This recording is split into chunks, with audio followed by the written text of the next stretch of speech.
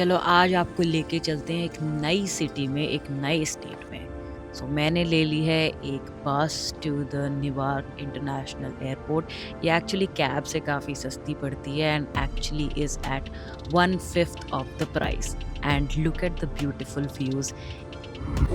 ये हमारा बैग है आज।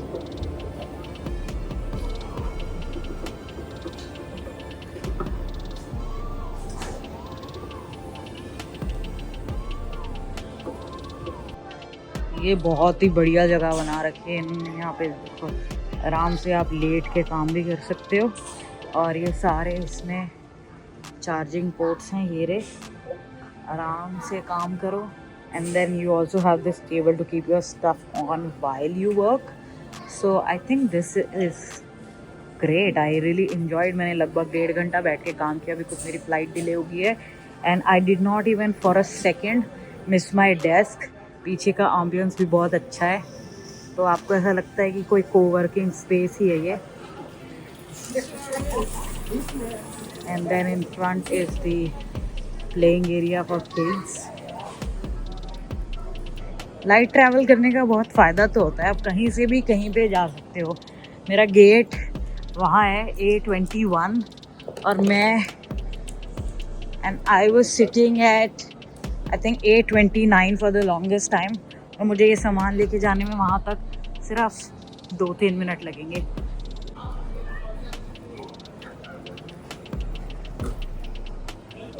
सवा घंटा लेट हो चुकी है मेरी flight, but let's see, I will get into Minneapolis around 1 o'clock.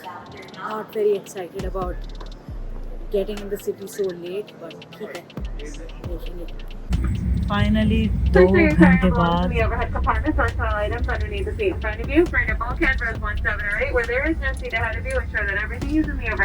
So the reason why I'm traveling to this city is because I am going to be presenting a session at SourceCon, which is a nerdy journalist conference. I'm very excited for it. रात के time पे आसमान बहुत अलग दिखता है if you're traveling by airplane. So I am going to Minneapolis, जो कि मिडवेस्ट का एक वाइब्रेंट हब है। सिर्फ मिनेसोटा का ही नहीं बल्कि पूरे यूनाइटेड स्टेट्स का एक इम्पॉर्टेंट कल्चर और इकोनॉमिक सेंटर है। And this is the look for our first day of the conference. I try to style formally because मेरे को कॉन्फिडेंस फील होता है। And this is the conference that I am attending. It's called SourceCon. It is presented by Open News, and a lot of focus is on new age technologies, how emerging technologies and tools can make journalism better and can ease out the journalistic process for journalists.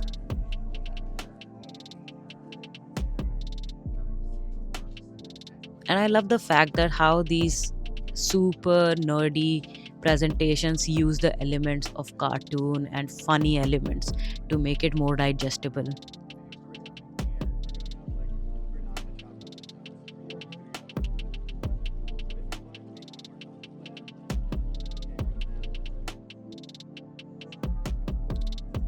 और ये था मेरा session, which was using ASMR and sonification techniques for journalism.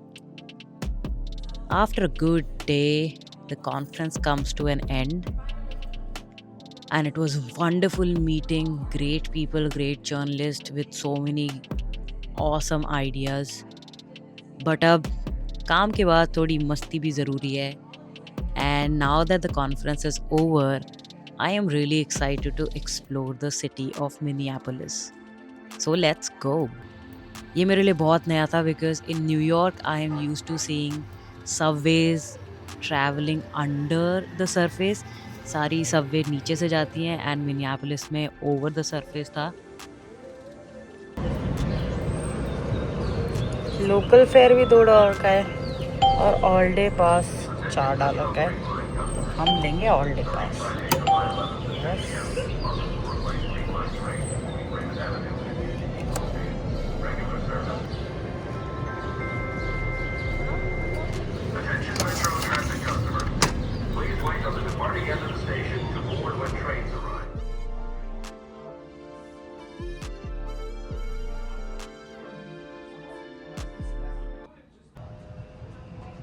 एक चीज़ जो मुझे यहाँ पे देखने में मिली है कि यहाँ का मॉडर्न आर्किटेक्चर और historic buildings, it's a perfect mix. और आई थिंक मिसिसिपी रिवर ने इस सिटी की ग्रोथ और आइडेंटिटी में बहुत कंट्रीब्यूट किया है। पूरे यूएस में मिनियापोलिस को आर्ट, म्यूजिक, आउटडोर लाइफ और इनोवेटिव अर्बन डेवलपमेंट के लिए जाना जाता है। And this is the magnificent Mississippi river. It looks absolutely stunning.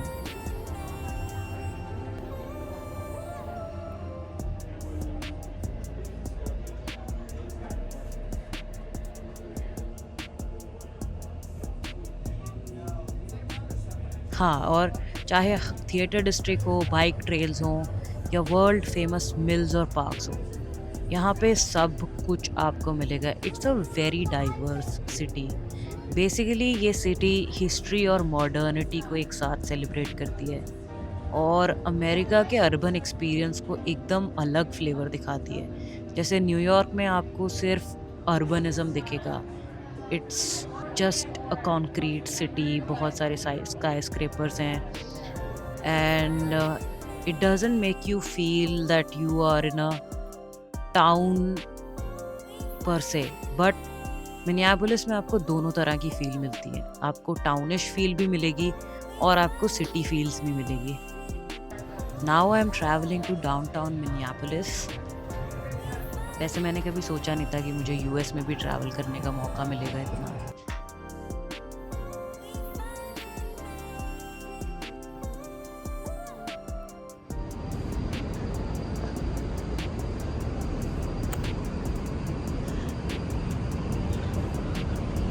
And this is something that I was really excited about. मुझे कमेंट्स में बताओ अगर आप बता सकते हो कि ये किस आर्टिस्ट का म्यूरल है। मैंने सबसे पहले इसको आई थिंक 2006 या 7 में देखा था when I was looking for wallpapers for my computer desktop.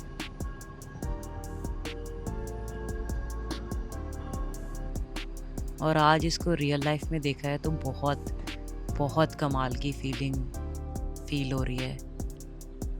ये ट्रेन लाइंस हैं जो मैंने बताया था ना कि सिटी में ऊपर चलती है सारी ट्रेन्स यहाँ पे। एक चीज़ जो मुझे न्यूयॉर्क में नहीं मिलती है और अलग अलग सिटीज़ में जैसे मिनियापोलिस में, वाशिंगटन डीसी में, वो ये है कि ये स्कूटर्स पे चलना मुझे बहुत मज़ा आता है। मतलब आपको साइकिल की तरह इतना बड़ा कुछ संभालना नहीं पड़ता, बट इट्स लाइक आप बटन दबाओ और स्कूटर से चलते चलते पूरी सिटी एक्सप्लोर कर सकते हो।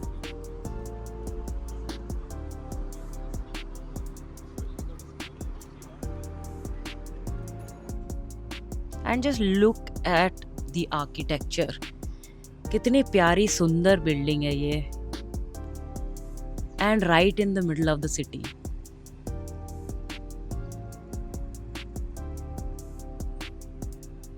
अब हम चलेंगे एक हिस्टोरिक लैंडमार्क एक्सप्लोर करने to look at the giant magnificent Mississippi river.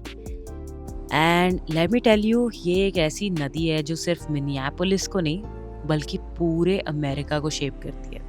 And ये रिवर यूनाइटेड स्टेट्स की सबसे बड़े ड्रेनेज बेसिन बनाती है। मतलब बहुत सारी छोटी छोटी नदियाँ इसमें आके गिरती हैं and then it shapes the biggest drainage basin. और अगर इसकी लेंथ की बात करें तो मिसूरी के बाद अमेरिका की सेकेंड लॉन्गेस्ट रिवर है ये। सोचो, इसी रिवर के पास खड़े होके तुम एक नेचुरल वंडर को देख रहे हो जो एक तरफ तो हिस्ट्री लिख चुकी है और दूसरी तरफ आज भी मिलियंस लोगों की ज़िंदगी को शेप कर रही है, टच कर रही है।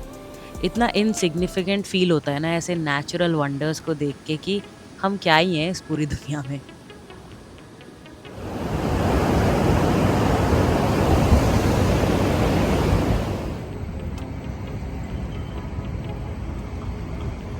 अब चलते हैं एक और चीज़ एक्सप्लोर करते and that has a huge part of history attached to it. This is the Mill Ruins Park जो कि सेंट एंथनी फॉल्स के साइड में है और पहले ये जगह मिनियापोलिस की ग्रोथ का इंजन था। यहाँ पे 1800s में इतने बड़े फ्लावर मिल्स थे, फ्लावर फूल वाले नहीं, जो आटा होता है वो। वो बनाने के मिल्स थे कि सिटी को फ्लावर सिटी बोलने लगे थे। मतलब उस टाइम ये एरिया दुनिया का सबसे बड़ा वाटर पावर्ड मिलिंग सेटअप था।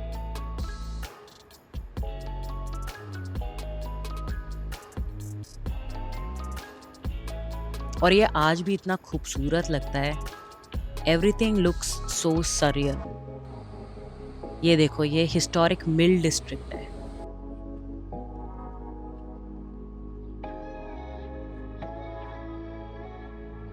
ये हैं रॉकमैन, जो कि 1997 में इंस्टॉल हुए थे और सिर्फ क्वर्की ब्रॉन्ज स्कल्पचर्स नहीं है। इनका पर्पस था US district court house plaza को एक ऐसा स्पेस बनाना जो सीरियस फेडरल बिल्डिंग्स के फील को सॉफ्टन करे और लोगों के लिए एक्सेसिबल बनाए। 1995 में ओक्लाहोमा सिटी बॉम्बिंग के बाद ओपन फ्लैट स्पेसेस को अलाउ नहीं किया गया था बिकॉज ऑफ सिक्योरिटी पर्पसेस। तो ये जो आप ड्रमलिन स्टाइल मोल्ड्स देख रहे हो, ये बनाए गए थे। ये नेचुरली प्लेफुल टेरेन बनाते हैं और लोगों को एक्सप्लोर करने के लिए इनवाइट करते हैं।